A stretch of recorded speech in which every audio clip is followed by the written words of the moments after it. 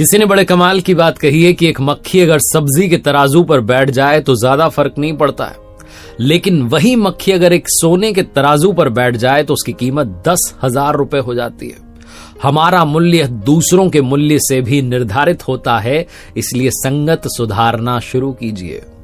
छोटी सी कहानी है 3 राहगीरों की, 3 पैसेंजर्स की। अलग अलग दिशा से आ रहे थे और जंगल में एक बड़े पेड़ के नीचे विश्राम करने के लिए जब बैठे तो तीनों की मुलाकात वहां हुई।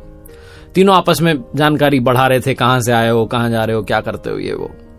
तीनों दिखने में एक जैसे थे, लेकिन तीनों के हाव भाव अलग अलग थे, एक्सप्रेशंस अलग अलग थे। पहला वाला बड़ा निराश लग रहा था, थका हुआ लग रहा था। दूसरा वाला थका हुआ लग रहा था लेकिन निराश नहीं लग रहा था। और जो तीसरा था वो बड़ा प्रसन्न लग रहा था, मुस्कुरा रहा था। तीनों के पास में 2-2 झोले थे, 2-2 बैग्स थे। एक बैग आगे लटका रखा था, एक झोला पीछे लटका रखा था और तीनों की कदकाठी एक जैसी थी।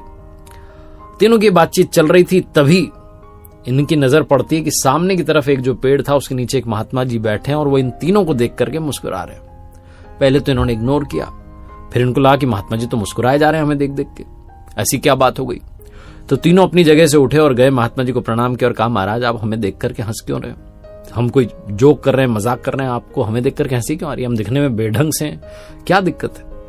महात्मा जी ने कहा, बेटा मैं तुम्हारे प्रश्नों का उत्तर दूं उससे पहले मैं तुमसे एक प्रश्न करता हूं, उसका उत्तर दो।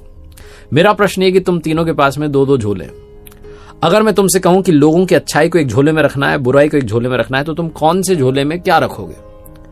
पहले वाले ने कहा कि महाराज मैं लोगों की बुराई को आगे वाले झोले में रखूंगा ताकि उनसे जितना हो सके दूर रहूं, अच्छाई को पीछे वाले झोले में डाल दूंगा। दूसरे वाले ने कहा कि महात्मा जी मैं आगे वाले झोले में तो अच्छाई रखूंगा ताकि पता रहे कि उनके जैसा बनना है, और पीछे वाले में बुराई रखूंगा ताकि मुझे यह पता रहे कि मुझे उनसे अच्छा बनना है। और तीसरे वाले ने कहा, महात्मा जी मैं आगे वाले झोले में उनकी अच्छाई रखूंगा ताकि देखता रहूं कि दुनिया कितनी सुंदर है, और पीछे वाले झोले में उनकी बुराई रखूंगा और उस झोले में, उस बैग में एक छोटा सा छेद कर दूंगा ताकि जैसे जैसे मैं चलता चलूं वैसे वैसे बुराई छन करके नीचे आती रहे और एक समय ऐसा है कि वो बुराई का झोला खाली हो जाए। महात्मा जी ने कहा, मैं तुम्हें देख करके इसलिए मुस्कुरा रहा था क्योंकि मैंने तुम्हारे बारे में सही पढ़ा था, सही समझा था, तुम्हारे चेहरे देख करके फेस रीडिंग कर ली थी। ये जो तुमने जवाब दिए यही तुम्हारी इस यात्रा का सार नहीं, जीवन यात्रा का भी सार है।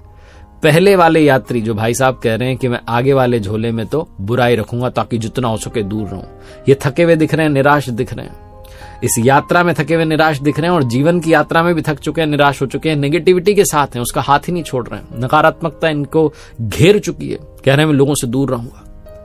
दूसरे वाले भाई साहब थक चुके हैं लेकिन निराश नहीं है।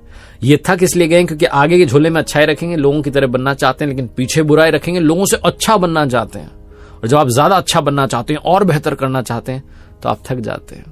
और तीसरे वाले यात्री जो मुस्कुरा रहे हैं, आनंद में दिख रहे हैं, वो इसलिए क्योंकि वो सिर्फ अच्छाई पर ध्यान दे रहे हैं। वो कह रहे हैं मैं अच्छाई देख रहा हूं, दुनिया में पॉजिटिविटी देख रहा हूं, बुराई तो धीरे धीरे बुराई के झोले में छेद कर दूंगा, चली जाएगी।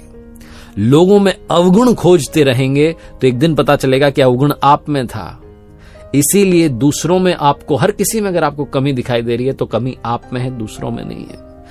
बुराई जो है उसको तलाशना बंद कीजिए, पॉजिटिविटी तलाशना शुरू कीजिए, वरना पहले यात्री की तरह हो जाएंगे, थक भी जाएंगे, निराश भी हो जाएंगे। जीवन की इस यात्रा में अगर आप आनंदित रहना चाहते हैं, मुस्कुराहट के साथ आगे बढ़ना चाहते हैं, तो तीसरे यात्री की तरह आगे बढ़िए, जो जीवन में अच्छाई वाले झोले को आगे टांग लेता है और बुराई वाले झोले को पीछे टांग लेता है और उसमें एक छेद कर देता है ताकि बुराइयां धीरे धीरे कम होती चली जाएं। हमारा दृष्टिकोण हमारे जीवन को बदल देता है, इस बात पर अमल करना शुरू कीजिए। एक बार फिर से वही बात कर दिखाओ जैसा कि दुनिया करना चाहे। आपके पसंद आई हो तो लाइक करें, शेयर करें, कमेंट करें और हमारे चैनल को सब्सक्राइब करें और बेल आइकन दबाना ना भूलें।